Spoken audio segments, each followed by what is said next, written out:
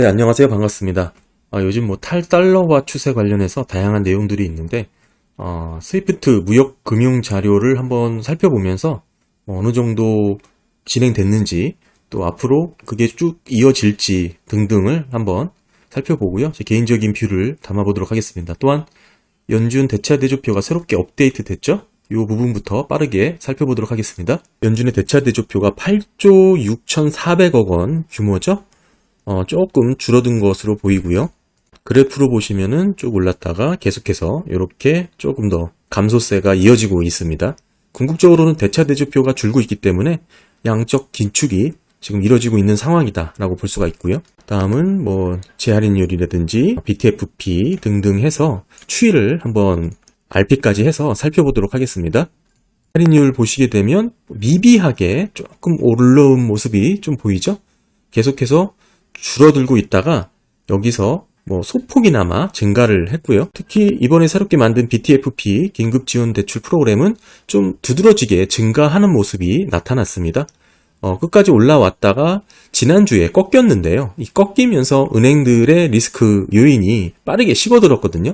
근데 이게 다시 좀 의미있게 반등하는 모습이 나오면서 여전히 은행들의 신용 경색 우려가 지금 대두되고 있다라고 보여지고, 은행들이 여전히 이 긴급대출 프로그램을 이용하고 있다는 측면에서 빠르게 조정을 받고 있던 국채금리도 좀 안정세를 찾아가는 모습이 나타났죠. 요즘은 요런 수치가 국채금리에 좀 직접적인 연관을 주고 있기 때문에 요거를 잘 좀 체크를 하는 게 좋을 것 같습니다. 여전히 예금보험공사에 지원된 자금도 높은 수준에서 이렇게 의미 없게 유지가 되고 있고요. 그 다음에 이제 피마 레포죠. 외국 중앙은행에 빌려줬던 600억 달러가 빠르게 줄어서 지금 현재는 200억 달러까지 줄었습니다. 외국 중앙은행에서 지금 긴급하게 자금을 요청하는 그런 사례는 빠르게 안정이 되고 있다라고 볼 수가 있는 거죠. 이제 부채인데요. 대차 대조표 이제 부채 부분에서 역내포죠. 여전히 높은 수준의 자금이 계속해서 몰리고 있고, TGA 재무부의 계좌도 줄어들고 있다가 살짝 높아진 모습, 의미는 없습니다. 꾸준히 이렇게 줄어들고 있고요.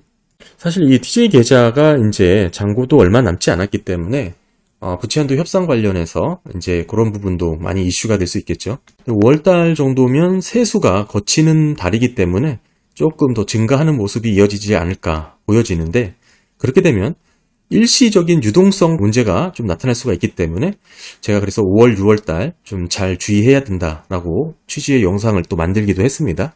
지급준비금의 수준은 그렇게 의미가 없고요. 좀 확대해서 보면은 지급준비금이 이렇게 3조 1,600억 원으로 이렇게 줄어들었죠.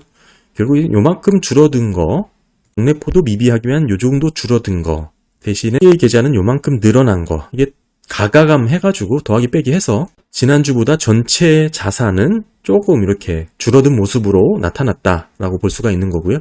중요한 것은 BTFP가 다시 고개를 들었다. 사실 이 든 거를 시점으로 채권 금리가 빠르게 안정됐다라고 저는 보고 있거든요. 은행 시스템들에 대한 불안이 빠르게 줄어들지 않았다라는 게 의미가 있죠. 보시면 여기서부터 꺾이기 시작해서 이번에도 추이가 빠르게 줄어드는 모습이 나타났다면 채권 금리는 글쎄요, 조금 더 부정적인 영향으로 흘러갈 수 있었을 텐데, 여기서 이렇게 의미 있게 반등하는 모습이 나오면서 완전하게 은행 리스크가 해결된 게 아니다라는 모습을 지금 보여주고 있죠. 다음은 통화수합입니다. 가장 최근에 통화수합 체결된 내역이 보시게 되면 지금 유럽중앙은행 한 4억 달러 정도죠. 큰 금액은 아닌데 이거를 쭉 보면 유럽중앙은행은 ECB 같은 경우에는 늘 외환보유고를 달러로 많이 보유하고 있지 않다라는 생각을 많이 하죠. 이들은 워낙에 그냥 달러를 즉시 조달할 수 있는 체제가 있기 때문에 필요할 때마다 그때그때 이렇게 조금씩 5억, 4억, 7천, 4억 이런 식으로 늘 갖다 쓰는 그런 모습이 나타나고 있습니다. 일본도 상당히 미비하게 100만 달러 수합을 해갔네요. 큰 비중도 아닌데 이렇게 가져가고 있는 모습이 나타나고 있고요. 그래서 이번 주 연준 대차 대조표를 정리를 해보면 BTFP가 여전히 늘어났다. 이게 이제 핵심이 될 것 같고요. 은행들은 여전히 BTFP가 필요하다라고 이렇게 좀 볼 수 있을 것 같고요. 네, 오늘 사실 오늘의 메인 주제죠. 스위프트 무역금융 자료를 보면서 한번 위안화가 달러를 대체할 수 있을지 관련 내용 한번 살펴보겠습니다. 위안화 관련된 달러 패권에 대한 도전이 심각한 것 같은 그런 식의 이제 기사들이 많이 쏟아지고 있는데요. 사실 이런 식의 탈달러화 추세, 저는 100년이 지나도 절대 기축통화가 되지 못한다는 생각을 갖고 있습니다. 간혹 거대한 뚝에 작은 균열이 생긴 거 아니냐라고 주장하시는 분들도 있는데, 글쎄요. 저는 기축통화 근처도 못 가고 있는 상황이고, 이제 중요한 것은 왜 이런 부분이 일어나게 됐는지를 살펴보면 이게 지속적으로 확대될 수 있는지를 엿볼 수가 있다고 생각하는데요. 지금 위안화 국제결제 시스템이죠. 칩스도 마찬가지라고 생각합니다. 중국 위안화 달러 패권에 대한 도전이 아니고 미국이 중국을 국제 결제망에서 배제를 한다든지 국제 자본에 대한 접근을 차단을 하게 될 경우에 대한 대비 차원이다라고 생각을 하고 있습니다. 지금 국제 거래를 못한다는 불안감에 어찌 보면 사전에 준비하기 위한 수단으로 칩스를 보고 있는 거지, 이게 스위프트를 대체해서 위안화 중심의 무역 거래를 만들겠다? 이렇게 해석하기에는 지금 너무 많이 나간 이야기고요. 많은 분들이 주장하시는 게 미국이 자본의 우위를 이용해서 어찌됐든 미국만의 유리한 경제 구도를 만들었다. 이에 대한 불만을 가진 나라가 많다. 이렇게 프레임을 주장하는 게 사실 중국의 프레임입니다. 중국의 입장이고요. 브라질 위안화로 결제한다라는 내용도 들리고, 최근에는 중국의 위안화로 무역 대금을 결제하는 비중이 늘었다라는 내용도 좀 솔솔 들리죠. 구체적으로 어떤 내용인지를 한번 살펴보고 그렇게 들여다보면 좋을 것 같은데요. 지금 이 내용입니다. 지금 가장 최근 스위프트에서 최근 자료를 제가 갖고 왔는데 21년 기준으로 2%가 되지 못했죠. 무역 거래에 쓰이는 위안화의 점유율입니다. 무역 대금을 결제한다라는 게 핵심이고요. 지금 2%가 되지 못했는데 1년 넘게 한 2년 만에 4.5%까지 늘어났다라는 게 이제 취지인데요. 사실 이렇게 늘어나게 된 배경을 알아야 되는데, 이거는 국제사회에서 러시아에 제재를 가했죠. 그로 인해서 유럽과 미국에 수출하던 석유를 중국에게 판매를 하게 되면서 생긴 그런 대표적인 현상입니다.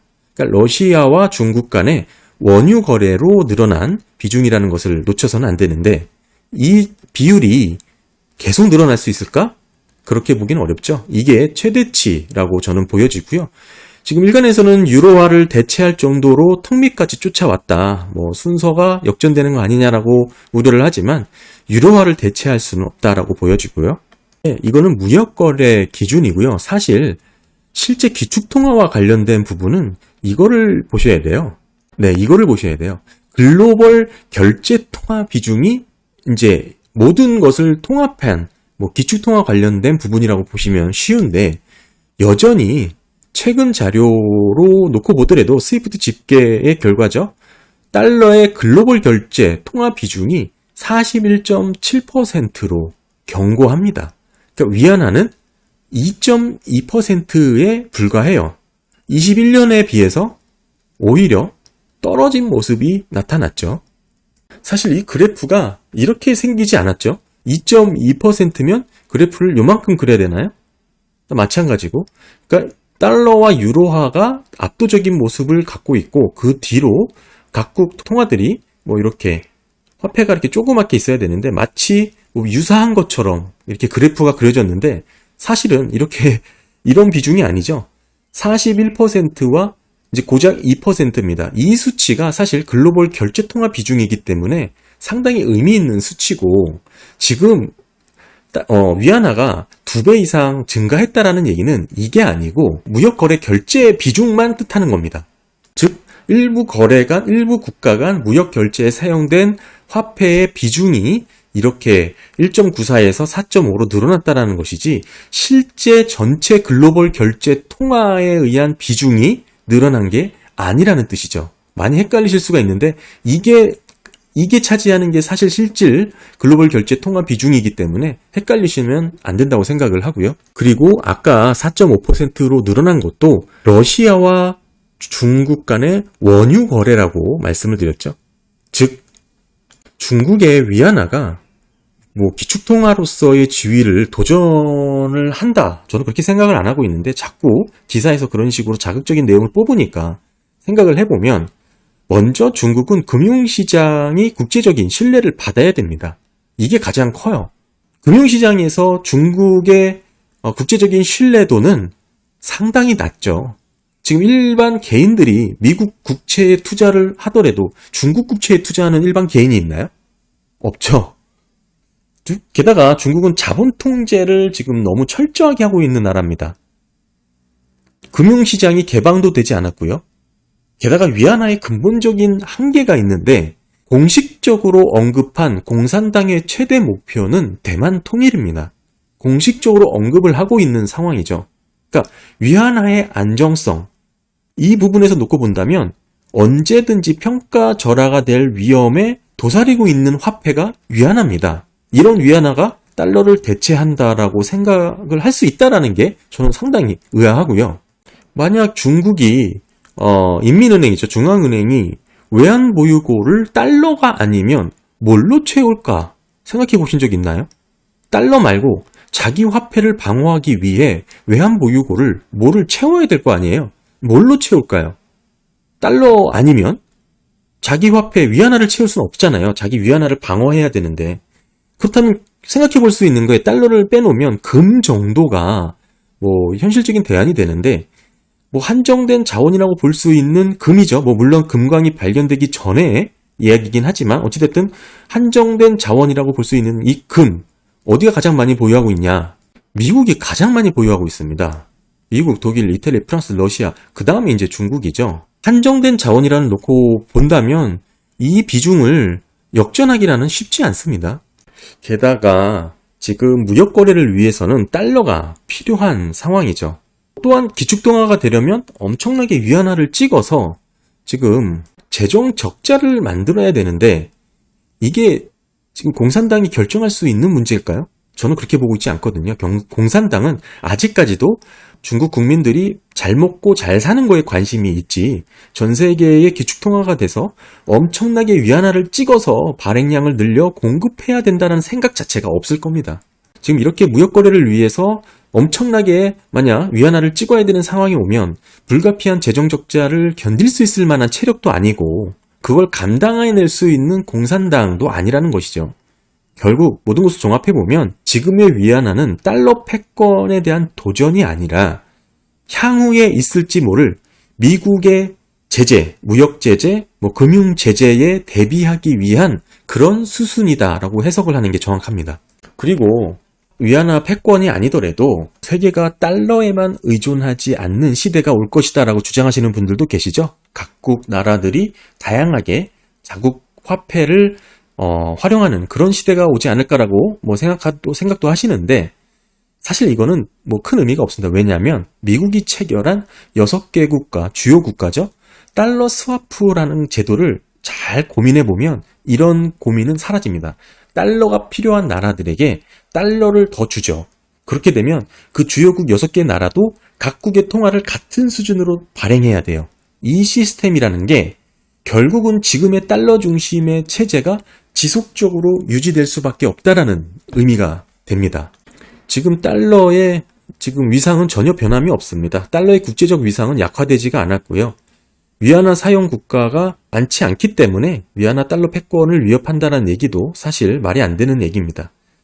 단지 무역 대금으로 결제하는 비중이 2% 이하에서 4.5% 정도로 늘어난 건데 이 또한 러시아와의 원유 거래가 주요 원인이니 지속적으로 늘어나기에는 어렵다라고 보는 것이죠. 물론 중국도 무역 대금으로 거래하려는 나라를 확대하고 있습니다. 최근에는 브라질 등과 함께 양국 간의 무역에서 위안화로 결제를 하겠다라고 지금 발표도 하고 근데 사실 지난 영상에서도 보셨지만 브라질은 미국 국채를 파는 중국을 비롯해 몇 안 되는 나라들 중에 하나였죠. 그만큼 브라질과의 거래에서 위안화로 쓰겠다라는 건데 그럼 지켜봐야 될 것 같고 종합해보면 사실 작은 균열 정도도 아니라고 봅니다. 친중국 국가들을 중심으로 위안화로 무역 거래를 사용하겠다, 통용하겠다라는 수준인데 이게 지역 화폐 정도로 확대되다가 그칠 것으로 보고 있습니다. 이게 기축통화를 위한 거창한 시작의 의미로 해석하기보다는 향후 미국이 러시아 결제 시스템에서 퇴출시킨 것을 옆에서 본 중국이 언젠가 본인들도 당할지 모르겠다라는 무역거래 관련된 안전마진을 확보하기 위한 의미로 저는 해석을 하고 있고요. 적으로 이렇게 무역결제 위안화 비중이 4.5%로 늘어난 게 지속 가능한 부분은 아니다. 이게 유로화를 제치고 넘어설 정도로 확대될 것이냐에 대해서는 아직은 의문이다 라고 보여지고요. 사실 유로화를 제치더라도 달러로 무역거래를 하는 비중이 압도적입니다. 83.7%입니다.